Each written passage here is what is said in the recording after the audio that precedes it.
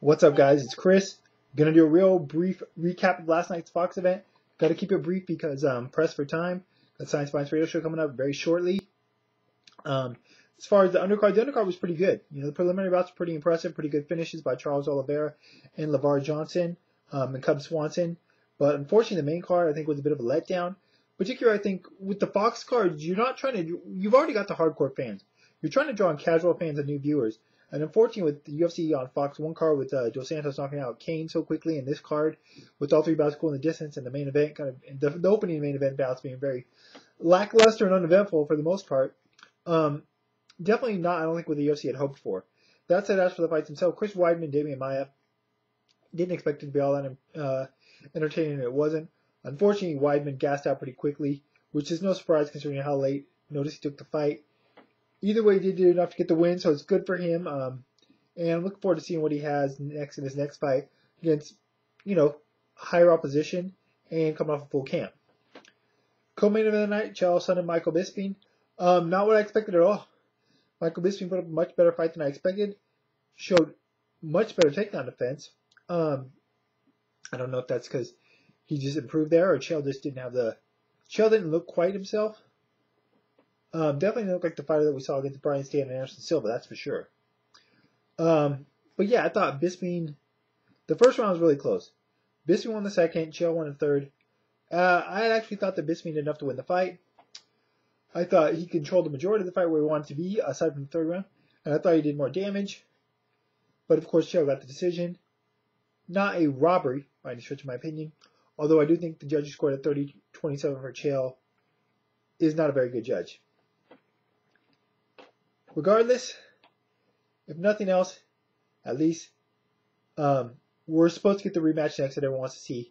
Chael Sonnen versus Anderson Silva in June, I believe. So whether or not you agree with the decision, at least maybe you'll be excited to see Sonnen and Silva too. Main event, Rashad Evans, Phil Davis. No big surprise here.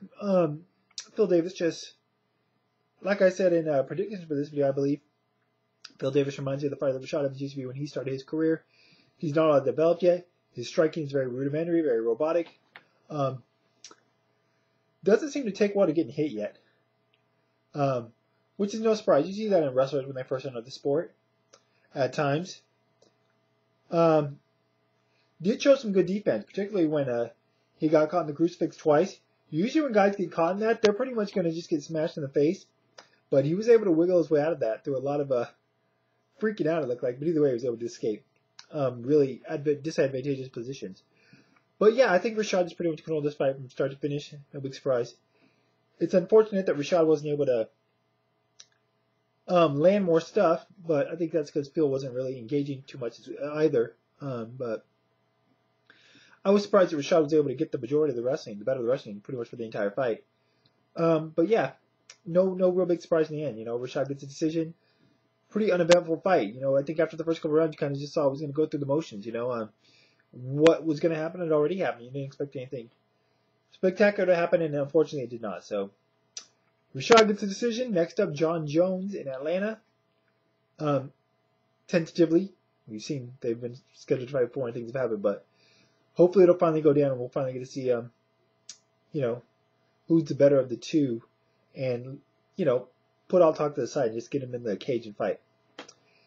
Anyways, I'll be talking about this event and next weekend's UFC 143 fight headlined by Nick Diaz against Carlos Condit on Science Finance Radio Show. If you catch this beforehand, feel free to check it out or call in.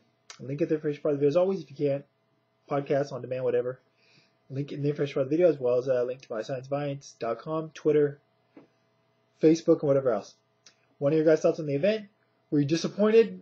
What do you think about the decisions in Bisping, Sonnen? Did you agree or disagree? And what do you think about Sonnen and Silva 2, as well as Jones Evans? That's it for now. Till next time, guys. I'm out.